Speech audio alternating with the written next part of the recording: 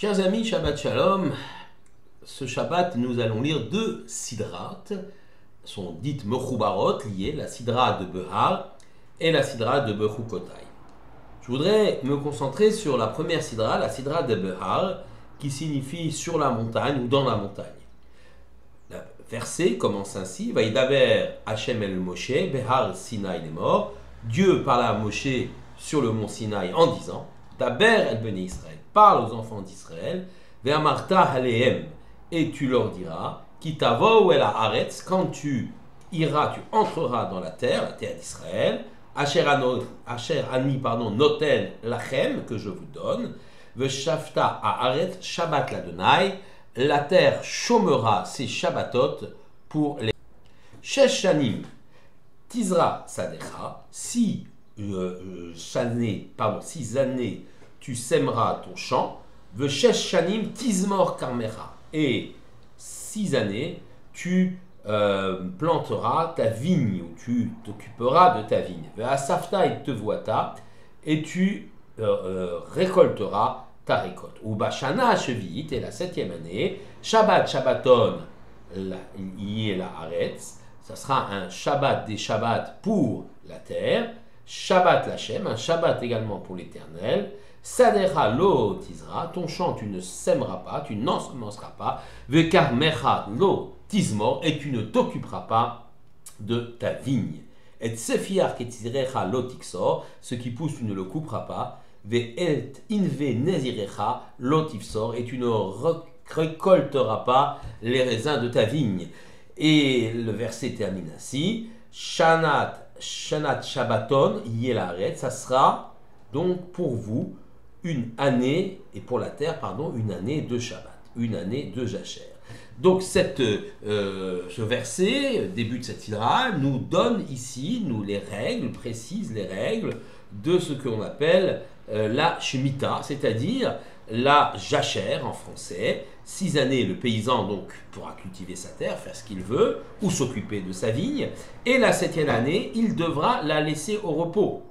Cette règle, dite de Shemitah, ne s'applique uniquement qu'en terre d'Israël. Il n'y a pas de Shemitah en Chutz La'aretz, en dehors de la terre d'Israël. Alors évidemment, on peut comprendre qu'il y a un intérêt agricole à respecter cette loi. La terre peut ainsi se reconstituer et ne pas être épuisée en nutriments. Donc c'est intéressant, il y a donc une pensée, une vocation agricole, très terre à terre dans cette loi de la Shemitah, ne pas épuiser la terre d'Israël pour qu'elle puisse être toujours productive. Et la jachère, bien évidemment, est un bon moyen de reconstitution des sols. Mais bien évidemment, ce n'est pas la seule et unique raison, et vous en doutez bien, il y a ici derrière une vocation spirituelle. En effet, l'homme peut se reposer de son labeur et être en mesure de se ressourcer et de retrouver les siens, de consacrer de plus en plus de temps à l'étude.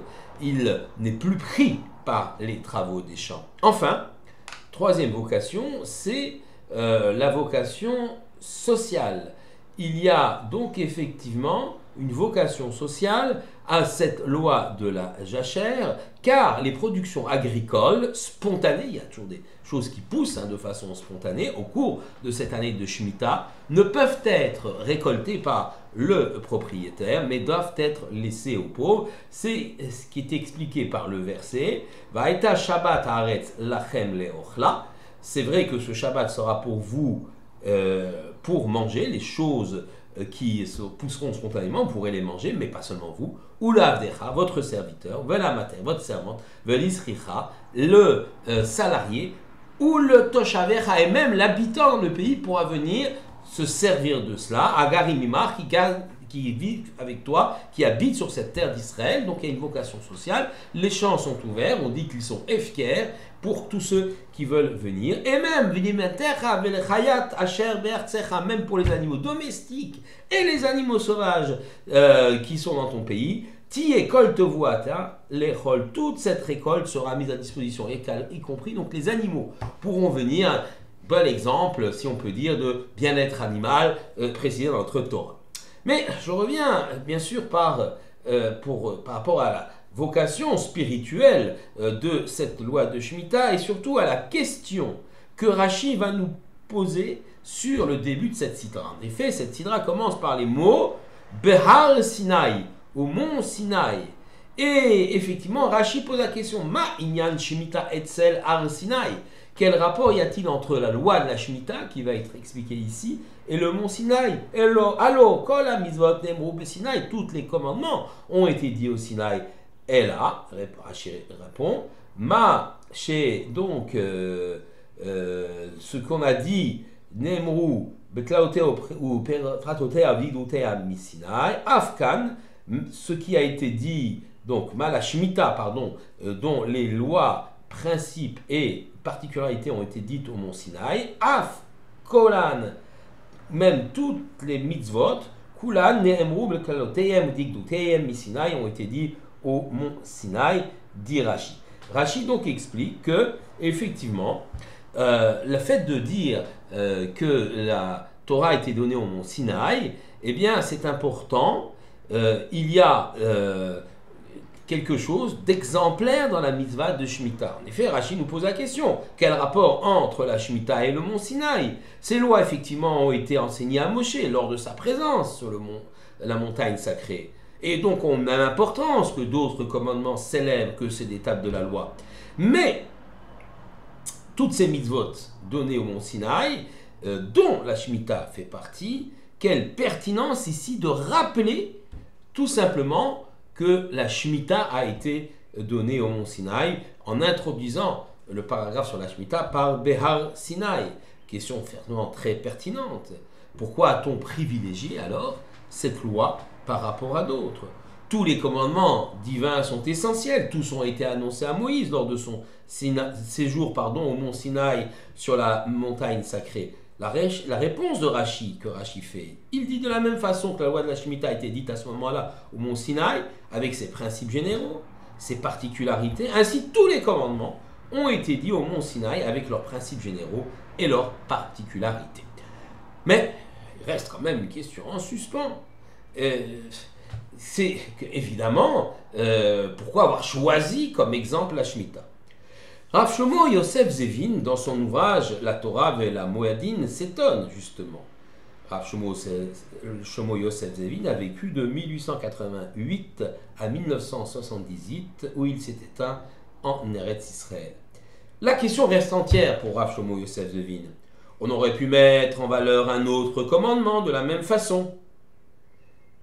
Pourquoi avoir choisi Shemitah? Il répond alors, ou il apporte une réponse judicieuse à sa question. La mitzvah de Shemitah est emblématique et représente en effet tous les commandements. Et c'est pourquoi elle a été mise en avant ici en disant qu'elle a été dite au mont Sinaï. La vie d'un homme se porte vers trois directions. Son rapport avec Dieu, son rapport avec autrui et son rapport avec lui-même. La Mishnah des Maximes de nos pères, Pirkei Avot, s'exprime ainsi. Sur trois bases, le monde repose. Sur la Torah, sur la Avoda, c'est-à-dire le service des sacrifices, mais aussi dans un sens plus moderne du mot Avoda, le travail de l'homme dans le monde, sa construction dans le monde, et Gemilut Rasadim, la bienfaisance. Ainsi, cette maxime définit trois axes positifs vers lesquels l'homme doit tendre. La Torah, c'est l'écoute d'abord de la parole divine, et donc le lien entre l'homme et le Tout-Puissant. La Avoda, travail, définit le rapport que l'homme doit avoir avec l'élément matériel, avec le monde qui l'entoure. Ni ascète, ni soumis à la matérialité. Quant à la Gemilut Rasadim, la bienfaisance, elle marque fondamentalement l'obligation pour nous du respect vis-à-vis d'autrui. Ces piliers ne se retrouvent pas forcément dans chacune des mitzvot de la Torah. On ne trouve pas en effet ces trois rapports, celui avec Dieu, celui avec le monde et celui avec lui-même, dans toutes les mitzvot de la Torah. La loi de Shemitah, par contre, elle compte ces trois éléments. Regardons plus exactement. Le rapport avec Dieu tout d'abord. Ben Adam la Makom, comme on dit en hébreu. La loi de la Shemitah met en relief la confiance que nous devons avoir dans le Créateur et dans le fait que nous ne serons pas inquiets de ce que nous pourrons manger cette année-là. La subsistance sera au rendez-vous, soit par une 6e année abondante, vraiment par une 8e année qui sera abondante, et par conséquent, on n'a pas à se faire de soucis. C'est un bel exemple de bitachon ba'Hashem, de confiance qu'on accorde à l'Éternel lorsqu'on respecte cette loi de Shemitah. Donc, premier rapport, l'homme a dû. Deuxième rapport, rapport de l'homme au matériel. Rien n'est plus attaché à sa terre que le paysan, qui a travaillé. La terre lui appartient, il est prêt à se battre pour elle, il fait même corps avec elle. Il y a donc un lien viscéral de l'homme, du paysan, vis-à-vis de la terre. Eh bien, grâce à la loi de Shemitah, quelque part, l'homme comprend que la terre ne lui appartient pas, qu'il ne peut pas faire ce qu'il veut, et que la 7e année, il devra s'abstenir de tout travail sur cette terre. Il doit la respecter en tant que création de l'Éternel, même s'il en est le gestionnaire, il doit faire très attention à ne pas la dégrader. La loi de Shemitah nous apprend alors le rôle de l'homme avec le matériel, avec ce qu'il possède. En d'autres termes, il ne possède pas vraiment, il est gestionnaire des biens qui lui sont donnés. Cela fait le lien, bien sûr, avec la troisième qualité, la troisième mida, le rapport que l'homme doit avoir avec autrui, et ce rapport doit être généreux. Et la Shemitah nous l'apprend. En effet, nous savons, et nous l'avons expliqué, que la récolte spontanée, celle qui pousse spontanément sans qu'on ait semé l'année de Shemitah, de la même façon pour les fruits, raisins qui poussent spontanément, eh bien, n'appartient plus pour cette année-là aux propriétaires légitimes de cette terre. Mais cette production agricole va devenir ce qu'on appelle hefker, c'est-à-dire ouverte à tous et particulièrement aux indigents. Tous pourront venir se nourrir pour se sustenter, tous pourront aller se servir dans le champ, pas la totalité bien sûr, mais ceux qui ont besoin pour se nourrir. Et on apprend ici effectivement que finalement la générosité, le rapport avec autrui est également enseigné par cette loi de Shemitah. Et on a même expliqué d'ailleurs que cette notion de hefker, donc de libre service, si on peut dire, dans le champ, s'appliquait même aux animaux, de là notre compassion pour le monde animal. Ainsi donc, la Shemitah est une loi particulière qui nous apprend à être un juif complet, en prenant en considération notre lien avec Dieu, en prenant en considération notre lien avec autrui, et en nous apprenant à nous détacher de notre dépendance vis-à-vis de la terre, vis-à-vis de la matérialité, et cela sans tomber dans un ascétisme fanatique. Ardent défenseur de la cause sioniste, le Rav Shlomo Yosef Zevin considère que l'épanouissement spirituel d'un juif est fort grâce à la Shemitah. Et par conséquent, il ne peut se réaliser cet épanouissement que sur la terre d'Israël.